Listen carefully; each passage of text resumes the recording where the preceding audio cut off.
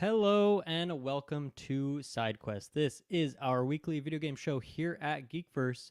I am Dylan Muss, and this is going to be a little intimate solo episode for you guys today because we are halfway through the year now, which means it is a perfect time to do a little Game of the Year check-in, as well as do kind of a preview for the second half of the year in terms of the games. Yeah, the games I've played, the games that will be coming out that I will be playing. So it's going to be a big breakdown of all of that. Really, not a lot of plugs, just two quick things. Of course, Patreon, if you want to support the show, that is the best place to go. You get episodes early and ad-free. This episode, for example, you could have got almost a week early, so that's a great bonus there. And then the other shout out is that I've talked about a lot recently that I released my first game back in May. It's called Potion Problem, and right now the Steam summer sale is going on, and it is on sale for 20% off. So if you haven't picked it up yet and you'd like to do so, now is a good time. That sale runs until I think the second week of July, July 11th, something like that. So you have a lot of time.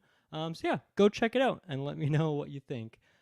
So yeah, let's get right into it. I'm going to start by kind of breaking down the games that I have played so far this year and just talking about the first half of this year in general. It's been very distinct quarters. I feel like the first quarter felt like there was just tons of big AAA releases. Some that were like hotly anticipated games, long time coming. Others were kind of more surprise hits, I would say, with things like Helldivers or Final Fantasy VII Rebirth, Dragon's Dogma 2, Like a Dragon, Infinite Wealth.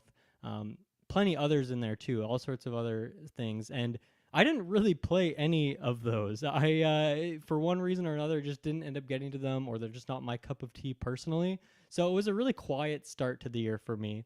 And then going into the second quarter, I feel like that's where things have really cooled off on the AAA front. But in lieu of that, there have been tons of big indie game releases. I don't think any of them have been huge, colossal hits like, I don't know, a Dave the Diver or a Stray or Cult of the Lamb, like any of those kind of big indie hits from the last few years. But still some really big games, pretty relevant stuff that is beloved. And so that's what I've kind of been playing for the last bit here as well. So kind of a nice mix between those two quarters. And I think going into the second half of this year, there's a whole lot of everything. There's a ton more indies, though usually indies wait till very last minute to announce release dates. And then for AAA stuff, there's some big things coming out as well, kind of sprinkled throughout the next few months of the year. So yeah, I guess as I mentioned with like not playing a lot of those big AAA games, and I've been playing some more of the indie stuff lately, it's been a so-so year for me, pretty weak so far, but I don't want to use the word weak just because I didn't really didn't really play a lot of them. I opted out of a lot of these experiences to some extent, so it's hard for me to say that. But just for the things that I have played, I have currently played 24 new games this year, and I've only complete 8 of them, which maybe that's a pretty decent ratio. What's that, a third of the games? And yeah, I think that just goes to show. I mean, there are a lot of these things that are just like I checked out a demo and played that for a couple hours, so I didn't play the full release or anything like that. But just breaking down what those games are, just gonna rifle them off here.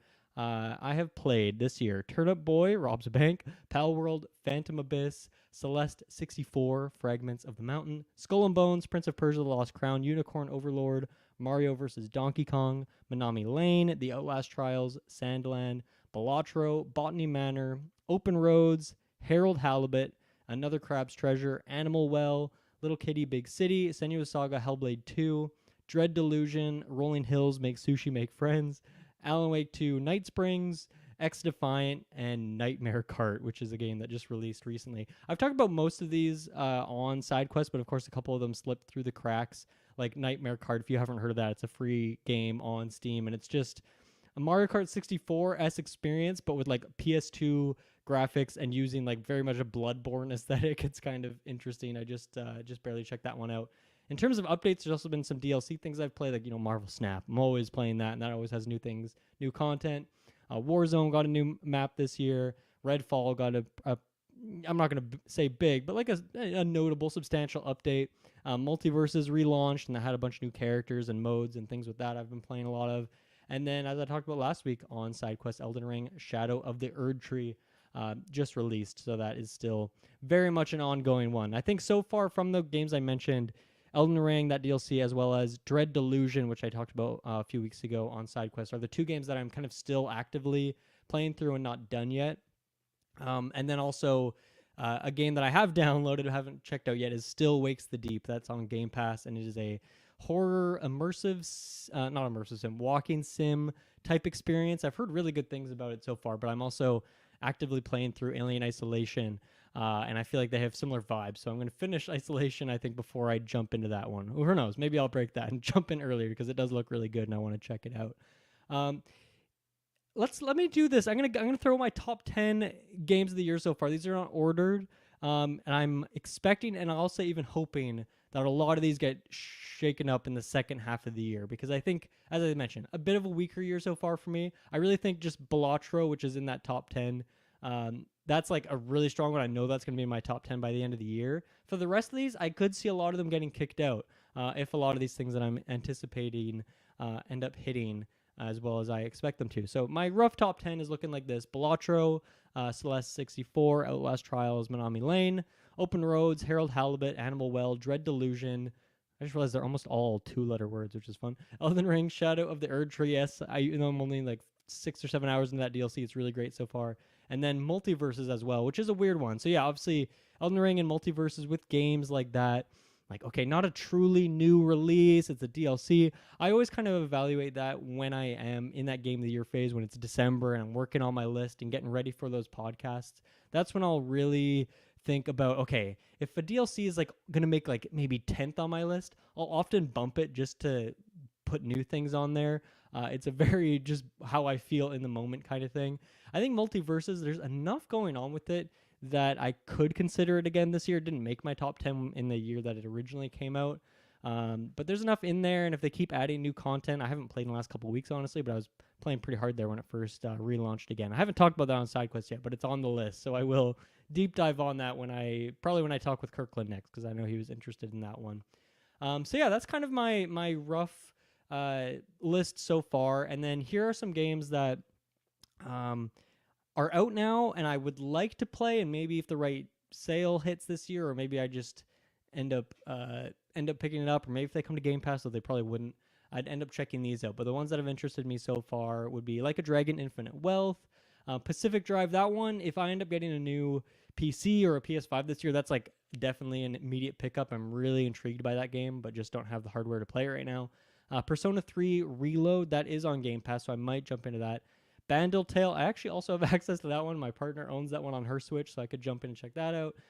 Astro Duel 2, Dragon's Dogma 2, Pepper Grinder, Spiritfall, Indica, the System Shock remake, which I guess was more ported and came out this year as a new release, so I don't know if that will count, but you know, I love me an immersive sim, so that one's in the contention list. And then the Paper Mario Thousand Year Door remake. That'll be a weird one because I've never played the original, so it would be me looking at it from a new lens, but like I don't think it's that different of a game. I actually think it's more of a remaster than a remake, if I'm not mistaken there. So I don't know if that one would, if I would even consider it eligible for my top 10 list at the end of the year anyway. But it's just a bit too expensive for one of those remakes, so it's on the shelf right now. I haven't picked it up, but yeah, like I am really wanting to check out a few of those games. Some interesting looking indies, like Spiritfall is kind of a platform fighter type single player game, which looks really interesting. Indica is like an interesting looking horror game. Astro Duel 2, I think if I had some people to play that with, which I might at some point, that would be really fun. That game looks great. And what else? Yeah, like I said, Pacific Drive. That's maybe the top dog right now in terms of the ones that I'm really salty I couldn't play.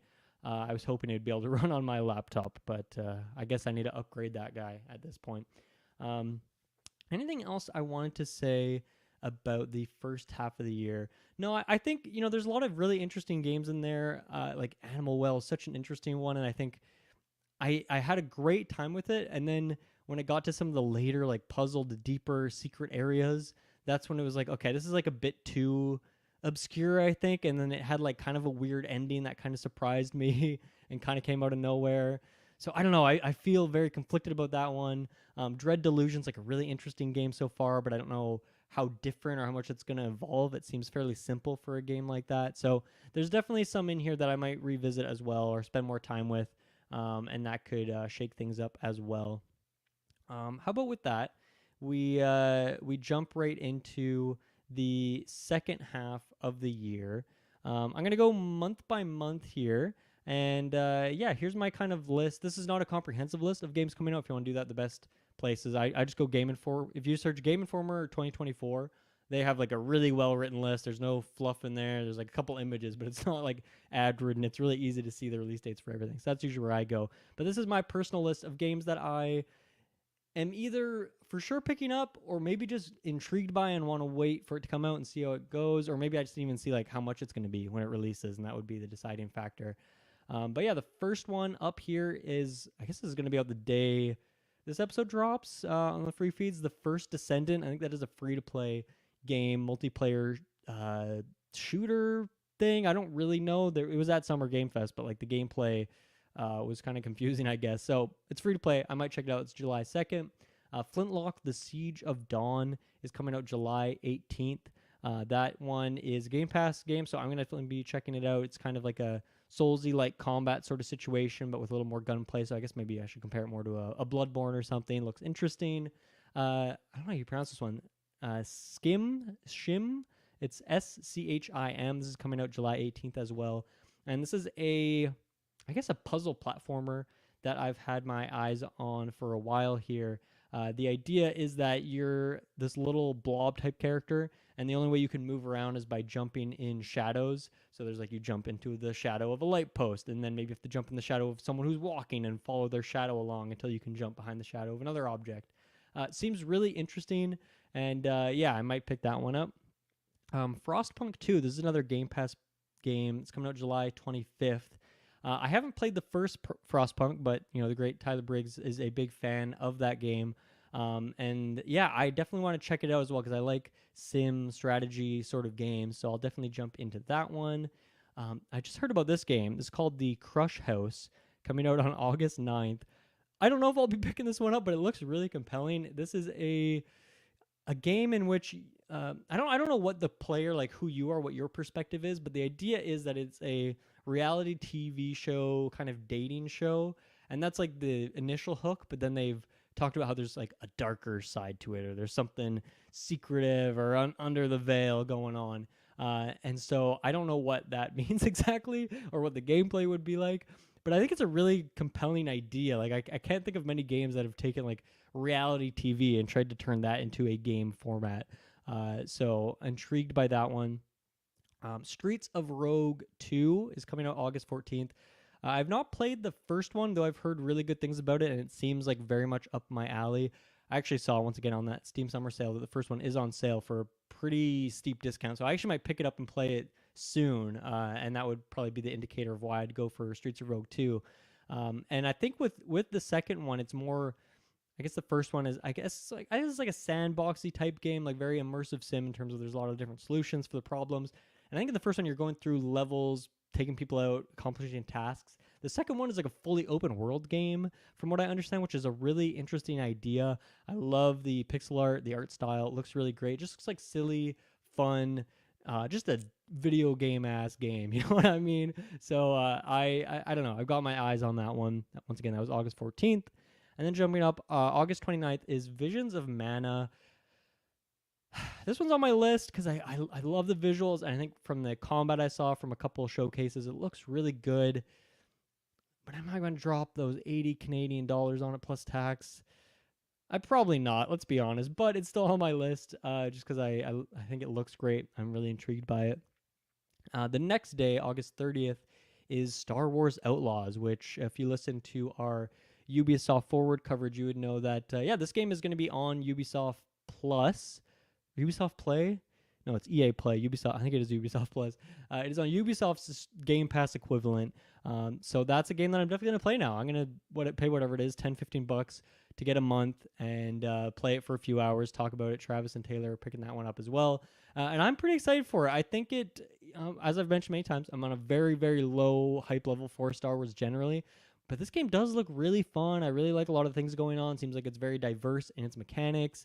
I like the setting. I like the type of character you're playing. I'm not a big Ubisoft guy, so I don't think it'll be a huge hit for me, but I'm going to at least give it a shot, and I'm excited to do so August 30th. And then there is Harry Potter Quidditch Champions. That's coming out September 3rd. we talked about the Summer Game Fest. I'm probably not going to pick that up. I don't think it looks very good. It's on PlayStation Plus, I guess, so that would be that's an easy way for people to jump in. I also am a kind of Quidditch hater. I probably won't play that one. But I wrote down games here that are kind of tangentially relevant. I could see a world where I pick it up, and that's like all it takes to get put on my little tracker here. And then we have Age of Mythology Retold, September 4th. I still don't know if this is a remake of an earlier Age of Mythology game or more of a kind of revamped modern version. But either way, I love the visuals of it from the Xbox showcase, seeing more of that. I think it just looks like fun. I've never really played Age of Mythology or Age of Empires, so it is a blind spot for me. I'm just excited to check this one out because it's there through Game Pass and just see what it's all about, because it seems really fun and definitely to my style.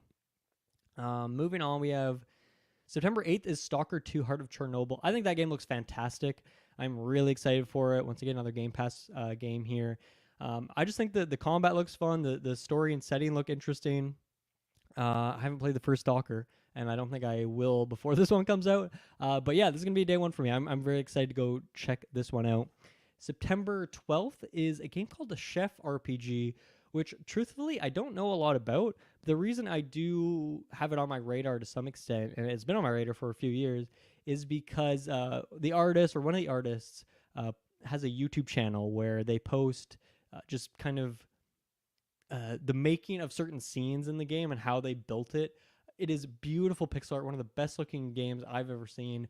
And as someone who's been getting really into art and doing pixel art and trying to get better at that as a craft, I've just got so much motivation and learned interesting tips from that person. So that's why the game's on my radar. I don't truly know much about what the gameplay is going to be like. It looks like a top-down RPG sort of situation. I'm hoping the chef RPG angle of it, the chef side of it, means that it'll be more of like a slice of life sort of game, or less about combat and more about just honing your skills, or maybe collecting resources and then making meals. I'm not really sure, but looks really, really beautiful, and that's honestly all it takes for a game to be on my radar sometimes. Next up, and I will at the end of this, I am going to do a breakdown of my top 5 most anticipated.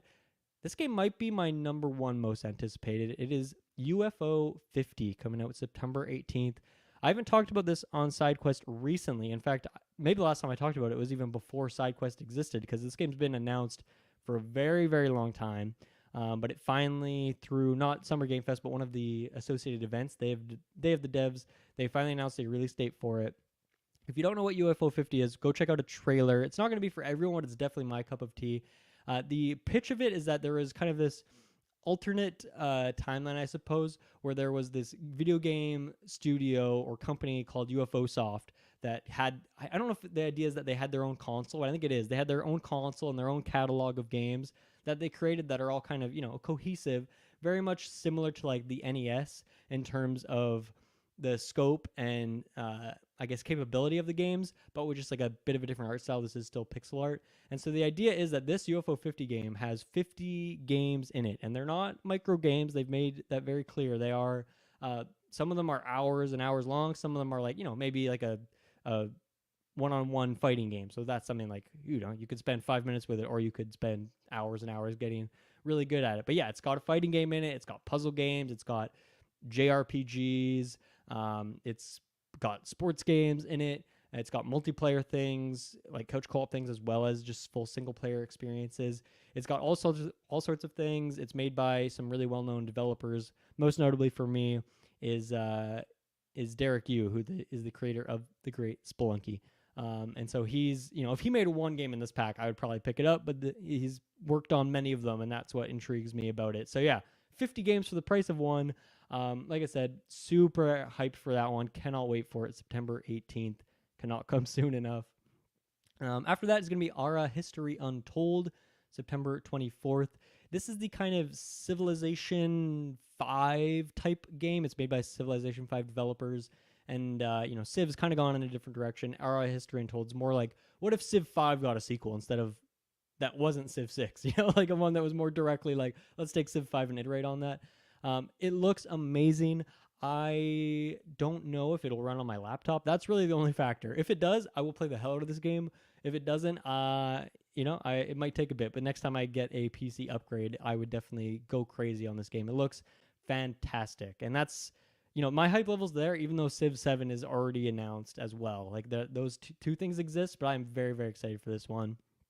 And then a couple days after that, September 26th, is The Legend of Zelda Echoes of Wisdom, the new Zelda game where you get to play as Zelda. I loved Link's Awakening remake on the Switch. I thought it was a really, really great time. This game has the same art style, looks very similar in terms of some of the gameplay elements of it. So I think this is going to be right up my alley, and justice for Zelda that she finally gets to be playable in like a, I don't know, are we calling this a mainline game? I think I will call it a mainline game. There's clearly a deviation between this and the Breath of the Wild Tears of the Kingdoms of the world, but I still think it's a relevant pick here for the mainline series. But yeah, cannot be more excited for that. I think it looks really, really good. And then we move into October. October 17th is Super Mario Party Jamboree. I talked about this when we broke down the Direct. I think this game looks great. I was a really big fan of Superstars. I didn't really love Super Mario Party necessarily, but I think this game just looks like it has a lot of variety to it. I like the big swath of characters. It looks good. The mini games look fun. The kind of Fall Guys type mode for it looks really interesting as well. So yeah, this is me and my partner. We love playing Mario Party. This is going to be a day one pickup for us. It's just going to be a good time. We know what we're going to get. It's not going to blow me away. Is it going to be my top 10? Probably not, but it'll be an honorable mention. That's my prediction at least. And then there is Call of Duty Black Ops 6, October 25th. So yeah, for years, like I don't buy Call of Duty. I'll play Warzone because it's free, and playing it with Travis and Taylor and Kirkland and all that. But Call of Duty is now on Game Pass, so I will check it out. I will play some of the campaign. I will play zombies, probably a lot of zombies. I love zombies, and I'll check out some of the standard multiplayer as well. I don't think this one's like super high up on the hyped list for me. It's just nice that I'll be able to play it through my subscription that I already subscribed to. So I will definitely be checking that one out. And then we have Mario and Luigi Brothership, November 7th. I put this one on my list because I think that was an amazing trailer that it had at the Nintendo Direct. In all honesty, I am not going to pick this game up. It's just, if it was cheaper, yes. If it was a $30, $40 game, sure. I'm not saying that's what it's worth. I'm just saying that's what it's worth for me. So I'm not going to be picking this one up day one. Maybe sometime down the road. I think it does look really solid. I would like to play it in another world. Slitterhead is the day after, November 8th.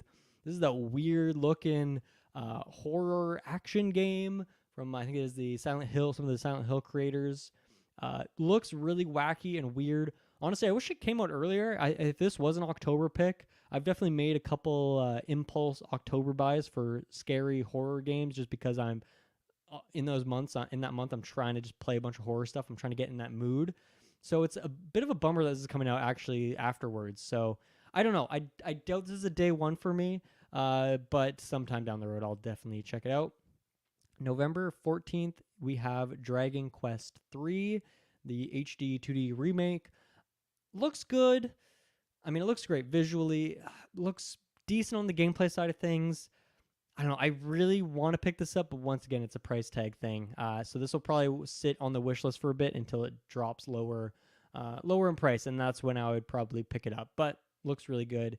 And then the last thing with an actual date for me is Assassin's Creed Shadows, November 15th, which, similar story to Star Wars Outlaws. Normally I would not pick this up, but it's going to be on the Ubisoft streaming service day one. So I'm going to subscribe again for a month. So look at that. They're going to get, $30 out of me, $25, whatever it is, for 2 months. And I will jump in and check this out. I love Ghost of Tsushima. So there's a world where I do love this game, but I've really bounced off Assassin's Creed in the past. Maybe I'll do a little mini announcement here. I think we are planning to do a 1-episode Assassin's Creed retrospective. We're going to pick one of the games and do a retro of that leading into Shadows, which I think is, for me, is selfishly is the thing I want to do because I want to learn more about this series. Honestly, mostly because Taylor loves these games so much and I want to be more knowledgeable on them when I talk to him about it, and just because it is something that he loves. But yeah, it definitely has been a blind spot for me. There's so many of these games. I've played a little bit of Origins. I played a little bit of like 1 or 2 back in the day, but I've not really played a whole lot of them. So yeah, I'm definitely gonna play that whatever one we do for the retro, and then jump into Shadows as well. So yeah, looking to patch that backlog hole a little bit. How about I take a quick break here. I'll take a sip of water, and we will be right back to talk about the rest of my list. We will be right back.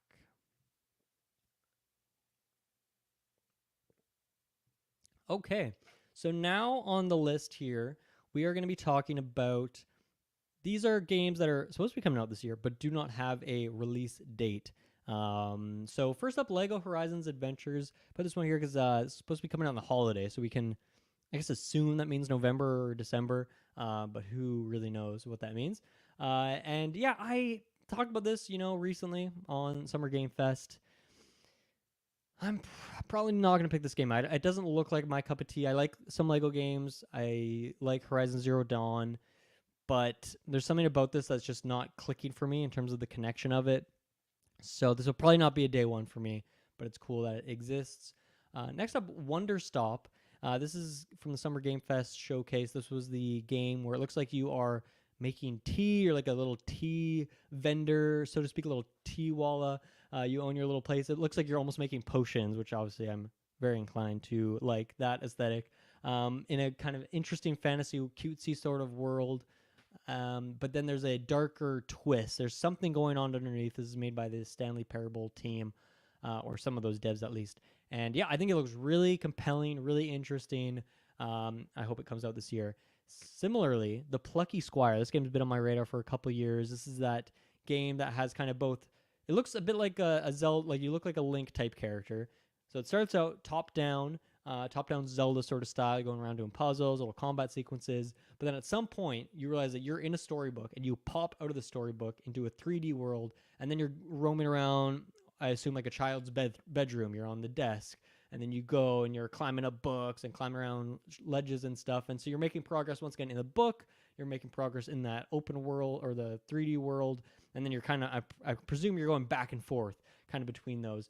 Looks really great, amazing art style on this game, but just super inventive, super creative idea, and it's taking that idea and then just looks like it's absolutely nailing it. And I think from all the previews and things I've heard, this game does hold up to the hype level that it looks like. So I cannot wait for this game. I think it looks fantastic. Next up is going to be Skate Story. There's a lot of skateboarding games coming out recently, and this is the one that excuse me, looks a little bit trippy. Like you're almost like a crystalline, like glass type character. You're in like hell pretty much, and when you bail, like you shatter to a million pieces. It just looks weird and interesting, considering Skate 4 is still going to take years and years, it seems like, and there's no new Tony Hawk thing coming out anytime soon, it appears. I think this is a really nice thing to play in the meantime. And yeah, like a lot of the other skateboarding games that have come out recently, like Session and other ones that I can't remember the name of, Skateboard. This one looks the most compelling to me because it is doing something distinctly different. Ooh, Hellskate is another one that looks really interesting as well. So yeah, I think this one is going to be quite interesting. I don't know what the larger gameplay is like. Like I've seen, footage of what the skateboarding looks like, and that looks good. But I don't know what the larger thing is. Is there a story to it? Is it more arcadey? I'm not sure, and I don't even know what I want, honestly. I don't know if I just want to get in there and have that gameplay, or if I do want more of a story focus. So I don't know. I'm curious to see more about that one. The next couple here games here are going to be a couple of Game Pass ones. So Indiana Jones and the Great Circle. This is coming out at some point this year, they've said. I don't think this game looks amazing, but just visually, honestly, and they've so far, like a lot of the stuff we've seen have been really story focused. But I did play a Wolfenstein game recently made by Machine Games, and I really liked it. It was a lot of fun. So I am looking forward to this. I think I am going to like it. I just don't think it's been showing well. At least that's what I'm hoping for. So I don't know. Whatever it is, I still going to be playing it day one for sure. And I hope it's great.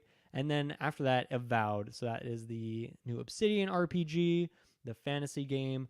This is a game that I think has shown poorly at some showcases, and then other times is shown really well. I think for me, it's better is like the showcases, the trailers, for some reason, they don't look amazing there. But then when they do the deep dives and I hear the developer interviews and I see more extended deep dive footage, that's when I'm like, okay, this game does look fantastic. I do have my expectations set lower on it just because of the scope and scale and how the developers talked about it. I think they've been very open in terms of like what this game's going to look like. They keep saying over and over again, do not expect Skyrim. This is not a Skyrim scale thing. This is not as wide as Skyrim is in that way, but hopefully it can be as deep and interesting. And yeah, I liked Outer Worlds enough. It's a game I soured on a little bit on a second playthrough, but I still had a great time the first time through in the first 20, 30 hours. And so I'm sure that's going to happen with Avowed once again. And it's a setting I enjoy more. So yeah, very, very anticipating that one. Next up is Earthblade. This is the new game from the Celeste team. I doubt it's coming out this year. I don't think it's officially been pushed. The initial trailer, I believe, did have a 2024 on there. I don't want to talk about this one too much because I don't think it's actually coming out this year. Fallout London. This was the big mod for Fallout 4 that was Fallout London, just a new huge city. Looks great.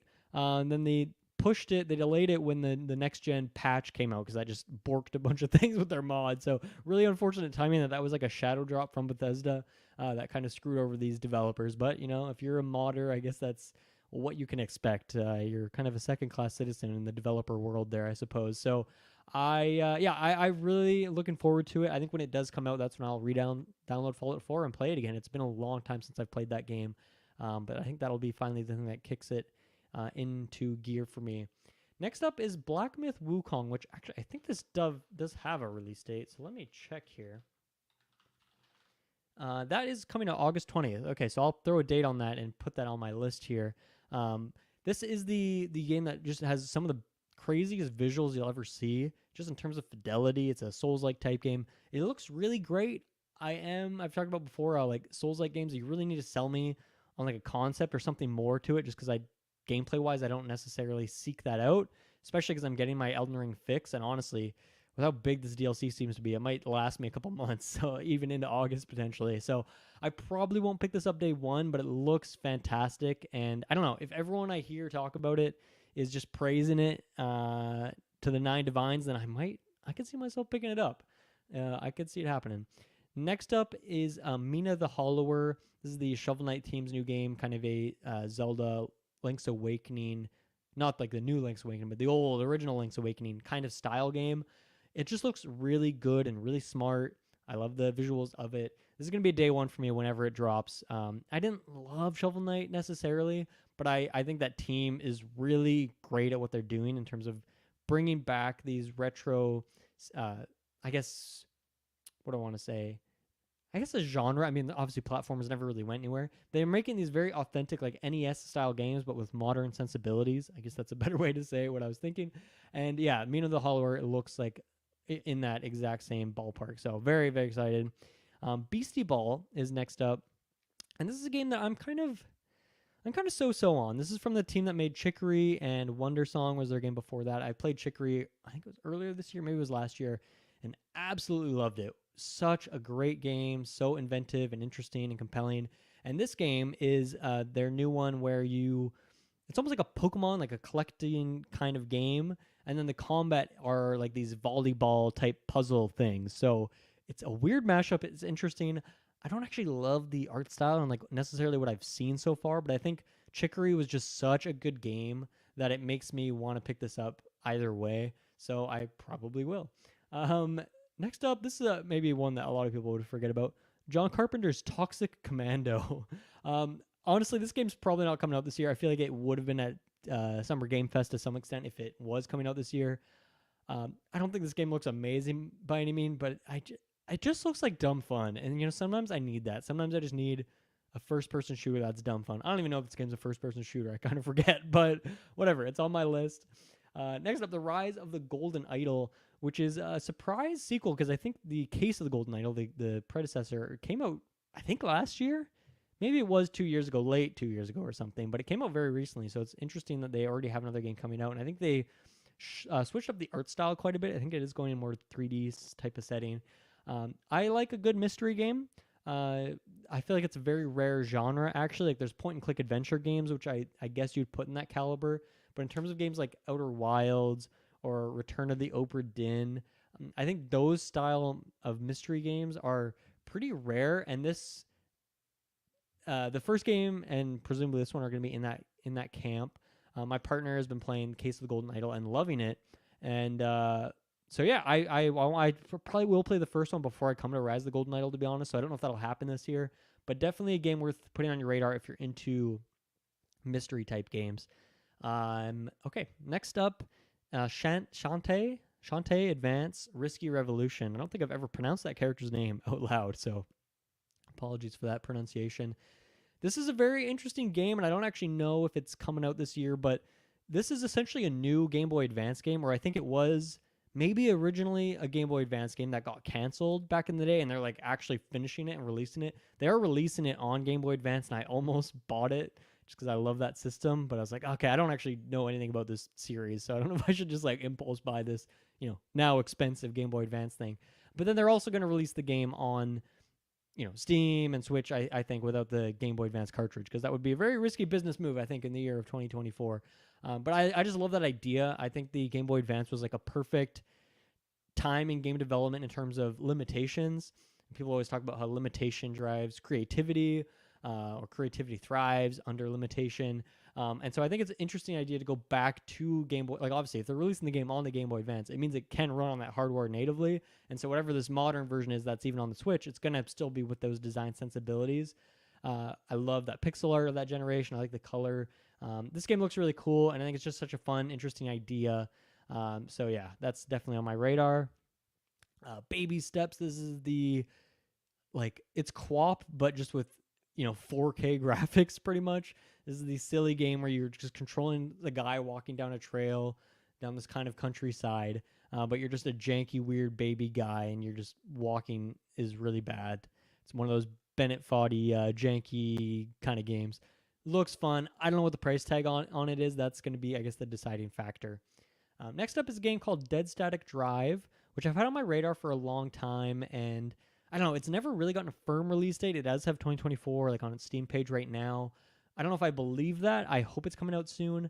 This is one where I don't even know the full scope of it, but from the visuals of it, it's kind of like a top-down isometric perspective, and it looks almost GTA-like in terms of just the craziness that's going on. You're just driving around. There's wild stuff happening. There's Cthulhu and all these Lovecraftian type creatures going on, and you're just driving around. You got to fuel up your vehicle, run away from monsters, go do stuff. I don't know what that stuff is. I don't know what you do exactly. I don't know what the objective or main goal of this game is, but I just think the gameplay looks really good. The game feel looks amazing. So it's been on my radar for a long time, and I hope it finally comes out this year because I want it in my hands. I want to play it. Next up, Jackbox Naughty Pack. That's supposed to be coming out this year. So Jackbox, that team is, they're releasing an adult version of Jackbox, which those games have always teetered on it. Of course, if you have a group of friends who are into that and you're using swear words and naughty terms, you could already kind of have that. But this one's actually going to fully go into it. This is going to be an adult-only game. I think it's like a fun deviation for Jackbox, do something a little bit different. So that's that could be a good pickup. Hopefully it comes out before our Geekverse 24-hour stream, so we can play that there. That would be fun sequence. Nice after 9 timing for that one, of course. Then we have Kingdom Come Deliverance 2, a game that I did not have on my radar until Summer Game Fest, and seeing that showcase for it, it just looked wild and weird and crazy. And, I like, it's not fantasy, but I like medieval, I like that setting. So, yeah, it's on my radar. Metal Gear Solid Delta Snake Eater. This is the remake of Metal Gear Solid 3. Truthfully, I will definitely not pick this up this year because I got the Metal Gear Solid Volume 1 collection, which has the original version. So I'm going to play the original version because I already own that. And if I really love that, I'll probably pick up Snake Eater, or I should say Delta, pick up this remake at some point in the future. But yeah, probably not this year. The leaks were that it was coming out in November, but I don't know how meaningful that is. We shall see. Metal Slug Tactics is next up. Was surprised to see that Metal Slug got a surprise shadow drop, a different game on the Switch, and Tactics is not out yet, but it is supposed to come out this year. I love the pixel art of this game. I think it looks like a simple, fun tactics game. This is right up my alley. I haven't played a tactics game in a bit either, so I think I'll definitely be picking this one up. Looks really good. Replaced. This is that kind of 2D side-scrolling game that just has a really great aesthetic. Supposed to be finally coming out this year. Game Pass.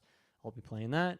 Rivals 2. This is the sequel to Rivals of Aether. They dropped the of Aether, and they're just calling it Rivals 2 now. It is a 3D...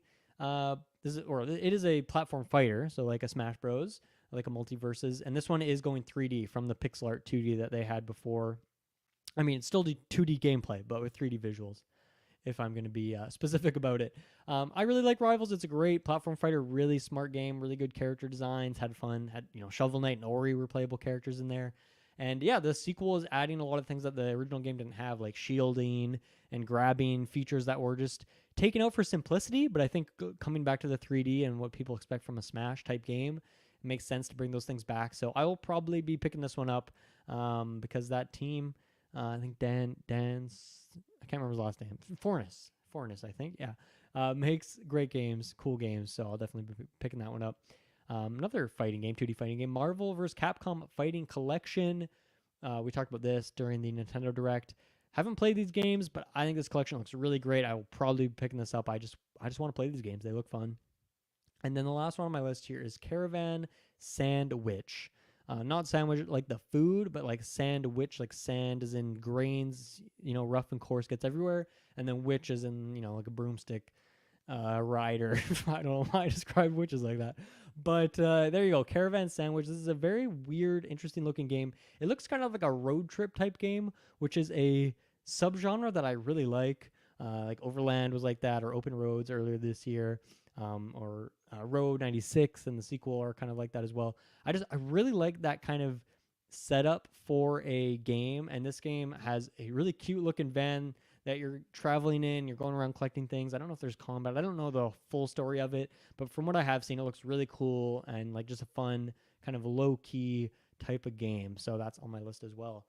And boom, there you go. That is an exhaustive list. I can't even say the word correctly. That's about 40 games that I just mentioned that are coming out in the second half of this year that I have my radar on. And honestly, like half of those feel like day ones for me. So that's going to be, I don't know, if all goes to plan, I might hit the 50 mark of 50 games played by the end of this year, which is, pretty solid, pretty in line with the last couple of years in terms of how many games I've been playing. Like I said, my top 5 for most anticipated, I'm going to go no particular order here. Actually, you know what? On the spot, let's do a particular order.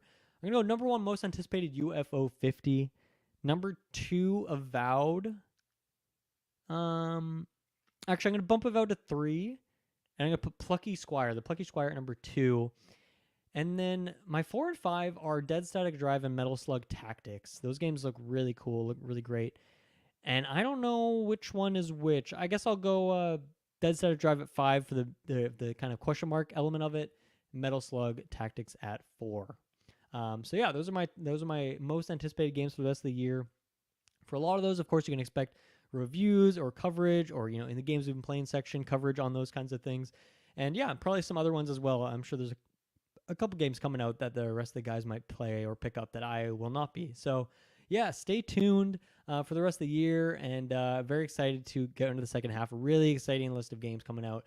Thank you everyone for listening. Hope you liked this solo episode. And yeah, next week I think I'll be joined by Kirkland, who hasn't been on Sidequest for a very long time, and we can hear what he's been playing in the last few, like even a month and a half or something by the time. Anyway, thank you everyone for listening. This was a very fun time, and yeah, I'll talk to you guys next week. Bye-bye.